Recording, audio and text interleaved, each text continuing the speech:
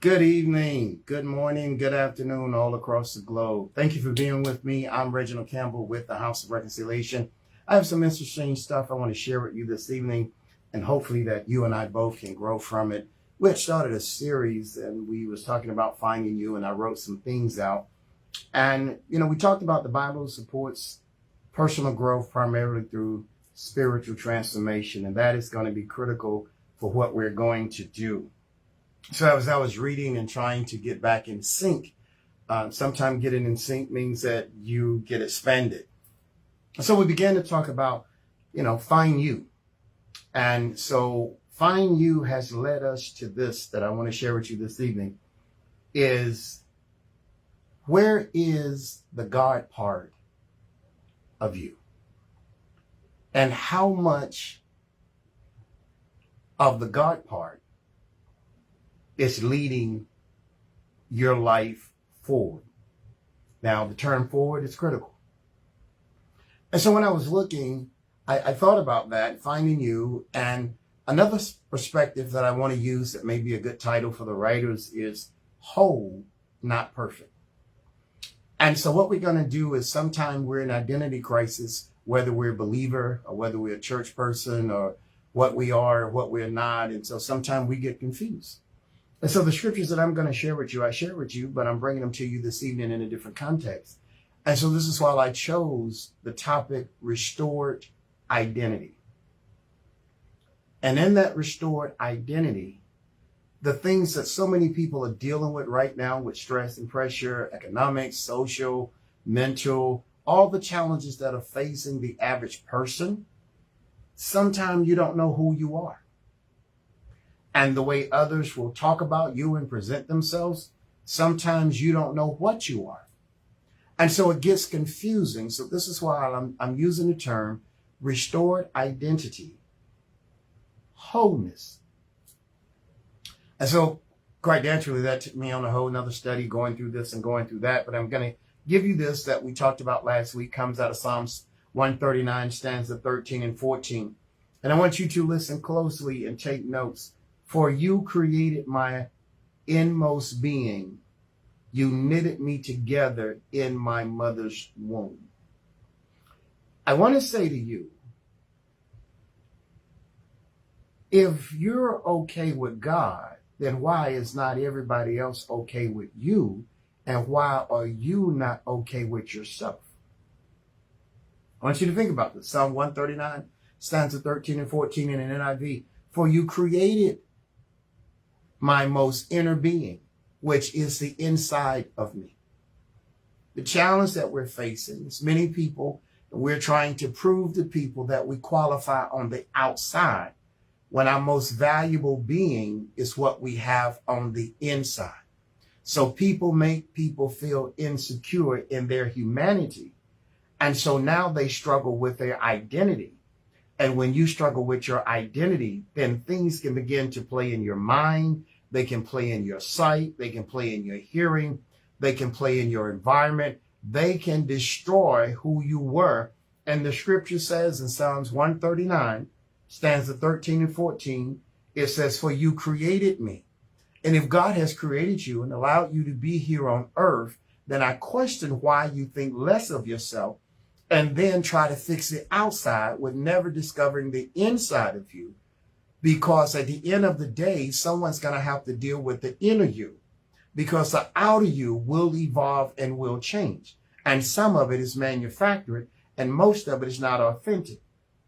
So it says, I praise you because, here's the problem, I am fearfully and wonderfully made.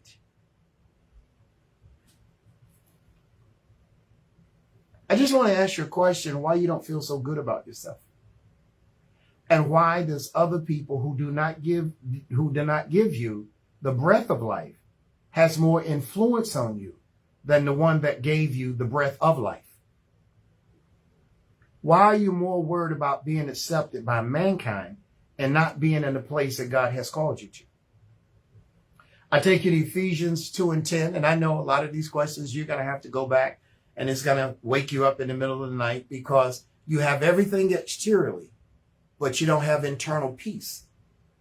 And when you don't have internal peace, you don't have shalom, which represents peace and balance. And so without the shalom in your life, which comes from God, then now you're trying to be everything to everybody and nothing to yourself. So it says Ephesians 2:10, for we are God's handiwork.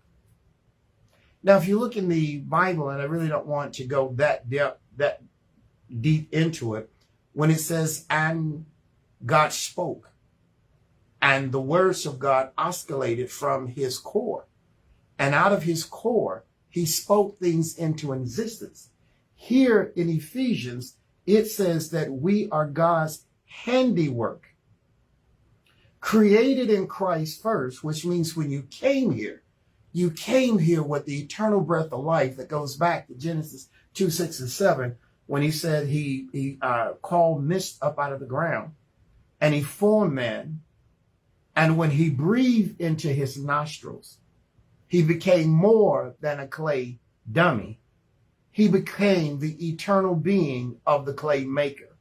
And you're looking at the wrong side of you.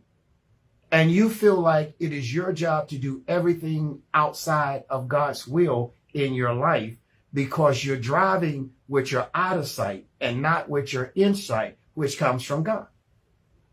So one of the things I want to tell you right off the bat, and I know that may have been a little deep and a little shaking, but you can always go back and replay the video. Here's the problem. The journey is not about becoming whole. The journey is about becoming whole, not perfect. What people want you to be is to be the perfect thing in his or her fantasy. And they themselves are not perfect, but yet they put pressure on you. And as a man, you're not tall enough, you're not big enough, your feet not big enough, your hands not big enough. If a lady, you don't have the right hair, you don't have the right texture. Lies, lies, lies. When people come at you like that, that's because they're inferior within themselves.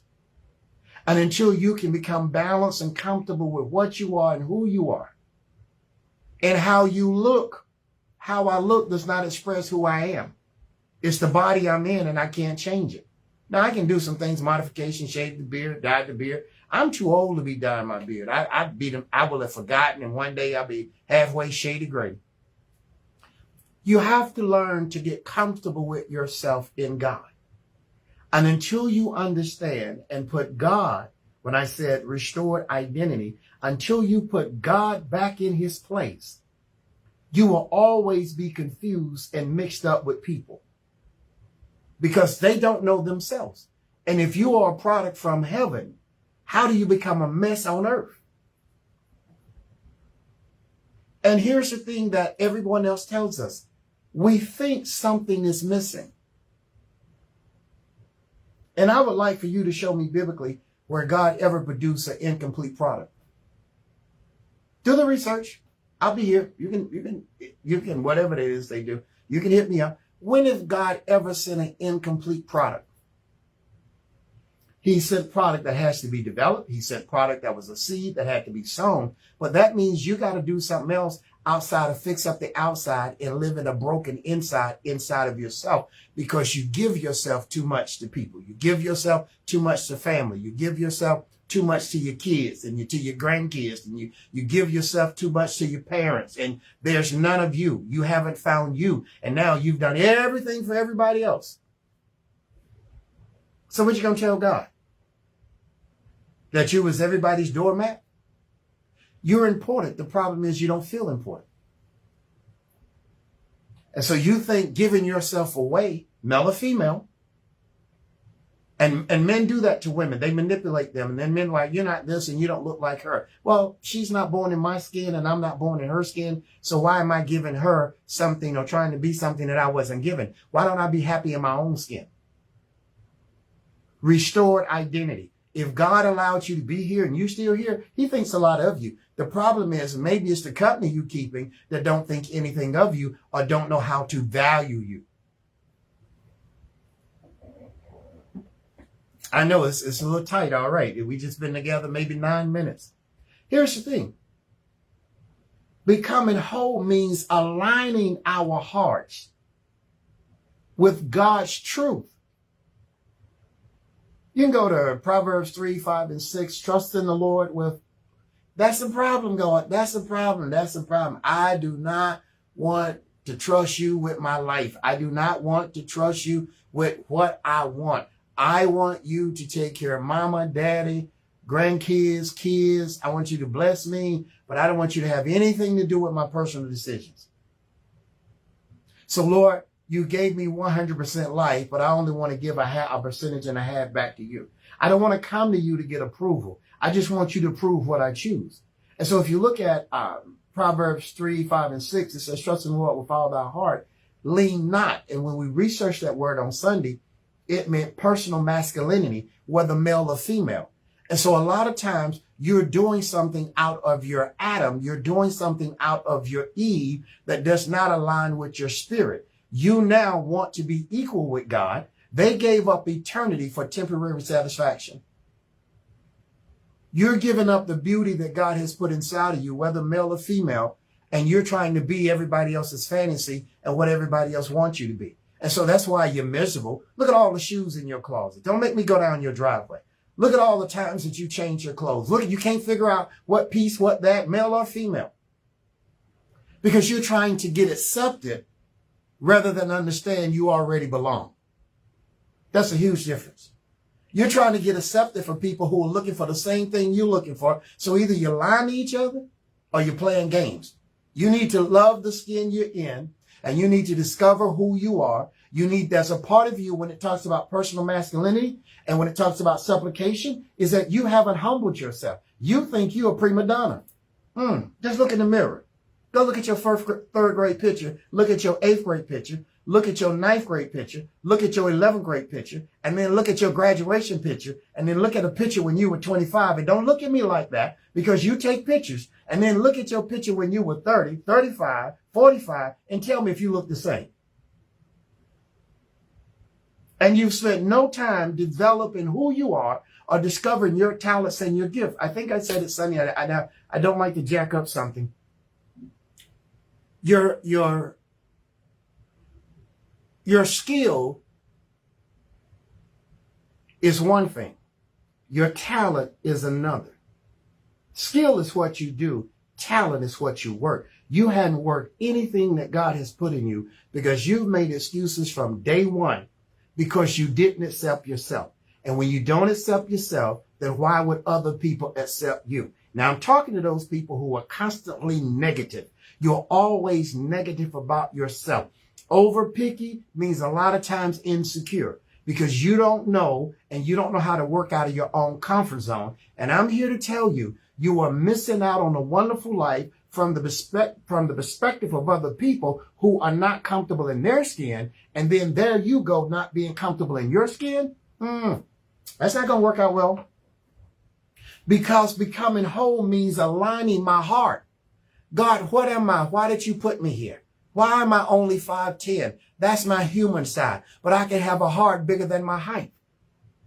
And so you get offended when somebody don't like you that you're attracted to. You need to read the book, Eat Right for Your Blood Type. If you read the book, Eat Right for Your Blood Type, 97 to 99% of the things that you like to eat are the things that don't work well with your body.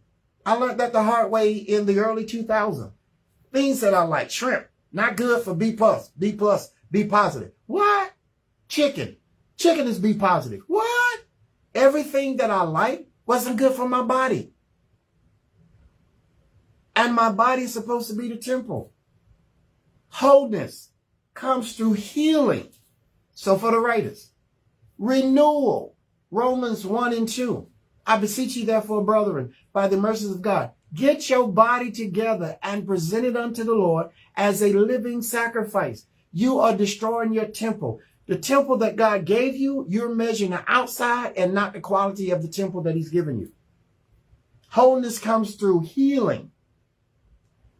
And when I begin to heal, and the problem is we go out here and get candy, we go out here and get eye candy, we go out here and get in relationships, and we ourselves have not become whole, body, mind, and spirit. And this is why a lot of people keep having broken relationships.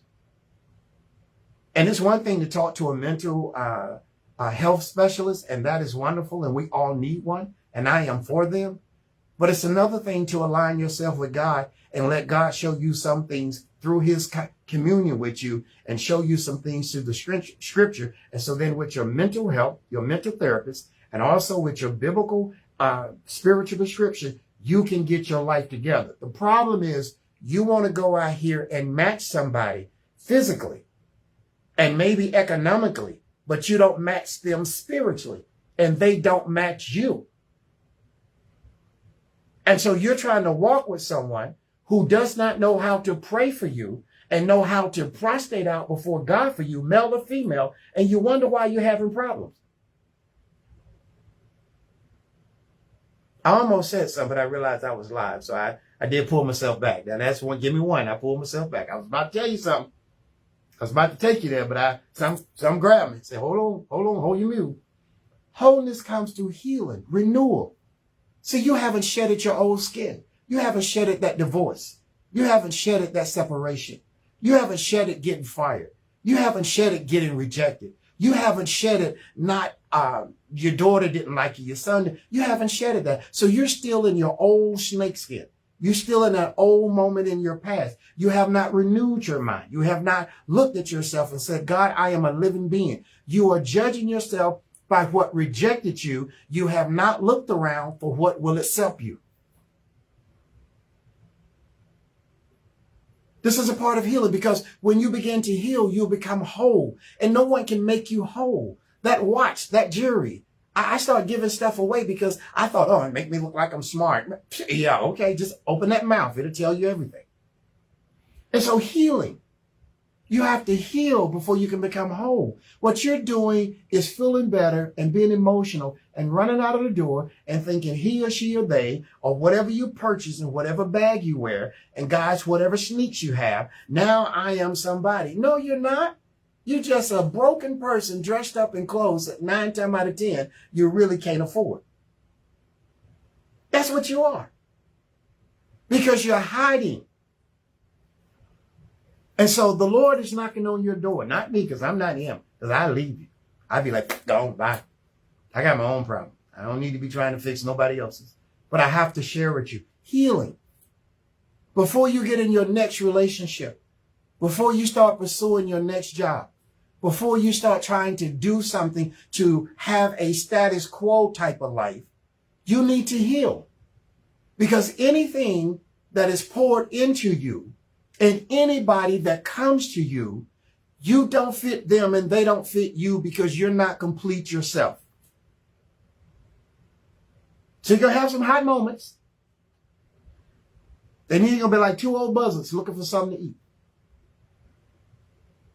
So you've got to heal. Heal brings a certain spirit about yourself. And then once you start healing and you're becoming whole, quit going out and thinking just because I don't feel the pain that I'm over the pain. You haven't cleaned out your closet. And so then once you start to heal and you start to becoming whole, you have to renew. Why is that significant? And you know, I hope I don't have to teach this the whole year, but y'all not looking like y'all learning, okay? Renewal. That means I can't go into tomorrow how today treated me. I must go into tomorrow with a fresh mind and a fresh opportunity. If I take everything that failed and didn't work and every problem that I dealt with and every person that didn't like what I said and didn't like what I did and how I felt about myself into tomorrow, if I'm fortunate enough to see it, then I'm going to mess up tomorrow. And so why would God send you one of his daughters and one of his sons and one of his jobs that people will hate you for? And you're going to get in there with the same old mind. You're going to do the same old thing that you did last time in the relationship you were in. You're going to do the same old thing that you did the last time that you had a job. Because nothing is renewed. Nothing is refined. Nothing is cast out. And so until we empty, and this is a problem for most people, they don't want to empty because that's their personality. So anger and bitterness and brokenness and victimism. You know, some people play the victim all the time. I've had to tell people, don't talk to me if you're going to talk negative because I'm trying to help you up. I'm trying to be up. I'm trying to keep you up. And you taking us all the way back over here to 1983. And see, I tell people, stay out of other people's mess because it makes you messy. And sometimes you're in other people's mess because you don't want to deal with your mess. Now, I know you didn't like it, but I'm not changing it. Quit being nosy. Some people just nosy. But what they doing, I don't care. Renew. You need to be renewed. You need to rekindle. You need to sit down and make sure that your relationship with God is stable. Then you can move to a restored identity. What does that mean? Real simple. What time is it? Ooh, I got to go. What makes it tough is he says, I think it's in Matthew 6:33, but seek ye first. You know, the old church used to say, get right, church, and let's go home. Seek ye first the kingdom of God. Which means, Lord, I have to choose how to do right by myself. I have to choose how to take care of my temple.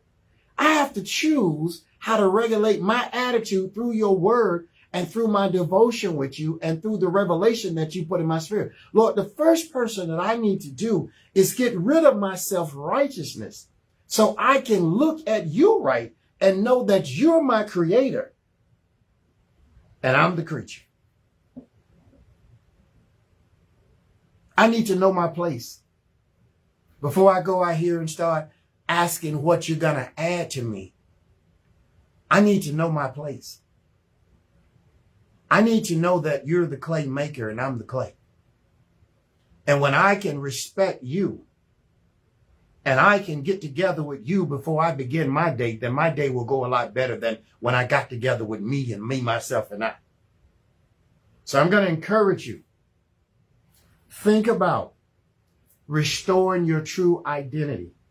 It is not what you look like. It is not where you're from. It is not what people told you. When you go back to Psalms, let me go back up here. Man, I didn't get very far with this. Psalms 139:13. For you created my most inner being. Some people are worried about their complexion. Some people are worried about the length or the shortness of their hair. Some people are worried about the color of their eyes. Oh, I wish I had those eyes. Oh, I wish I had those feet. Oh, I wish I had that height. You better thank God for what you got. Because if you lose what you got, nobody else bringing you anything. Nobody bringing you new feet. They may give you some new teeth. Now, they can get you that. But you are authentic. The truth is, are you living authentic? So it says, for you created my most inner being. You knitted me together in my mother's womb. I praise you because I am fearfully and wonderfully made. If you're enough for heaven, then why are you so little on earth? God bless you.